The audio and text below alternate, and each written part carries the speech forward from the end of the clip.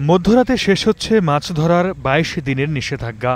নদী সাগরে যেতে তাই শেষ সময়ে জেলেদের প্রস্তুতি। কেউ মেরামত করছেন জাল, কেউ বা রং দিচ্ছেন নৌকায়।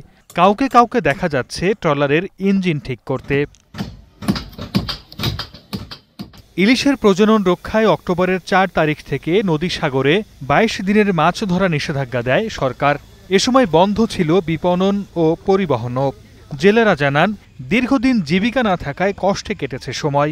নিষেধাজ্ঞা শেষে জেলের জালে ধরা পড়বে কাঙ্ক্ষিত ইলিশ, এমনটাই চাওয়া জল চাষিদের। ২২ দিনে খুলেছিলাম, আমাদের ২৫ তারিখ অবরোধ শেষ। আমরা ২৬ তারিখ রাইতে আর কি নামতে পারবো। গতবার আমরা দেখেছি যে অবরোধ দিল, আপনার অনেক নৌকা টোকা আর কি নামছে গাঙ্গে। এবার আর কি কোনো নৌকা টোকাই নামতে পারে নাই সাগরে।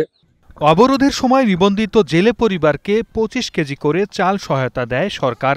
অনিবন্ধিত জেলেদের অভিযোগ, সরকারের তালিকায় নাম না থাকায় কোনো রকম সহায়তা পাননি তারা। দুবেলা খেয়ে না খেয়ে দিন পার করলেও খোঁজ নেয়নি প্রশাসন। 12 মাস জাল বিবাদকে আমরা ওসাদ কাজ কাম করতেই না, আমাকে জেলে কাট নাই। আমার জালে কাটা আছে, আমি চাল পাই না। অন্য জায়গায় শুনছি দিয়েছে, কিন্তু আমরা পাইলে খুবই আমাকে একটু উপকার হইবে। যারা সঠিক জেলে তারা জানি চাল পায়, তাছাড়া বাইরের মানে পায় না। মৎস্য বিভাগের দাবি, নিষেধাজ্ঞা সঠিকভাবে বাস্তবায়ন করতে সক্ষম হয়েছেন তারা। তাই মাছের উৎপাদন বৃদ্ধির পাশাপাশি জেলেদের জালে কাঙ্ক্ষিত ইলিশ ধরা পড়ার আশা তাদের।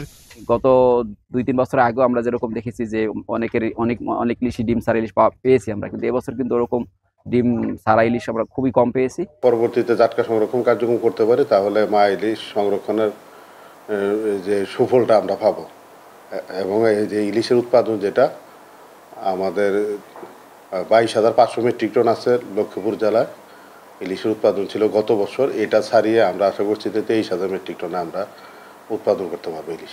আশা করি এবার জেলেরা নদী থেকে বেশি মাত্রায় মাছ পাবে, কারণ ভিনদেশি জেলে এবার জেলে নদীতে সাগরে আসতে পারেনি। 2024 সালের তথ্য অনুযায়ী সারা দেশে নিবন্ধিত জেলের সংখ্যা 18,03,418 জন। সর্দার মোহাম্মদ আরিফ, স্টার নিউজ।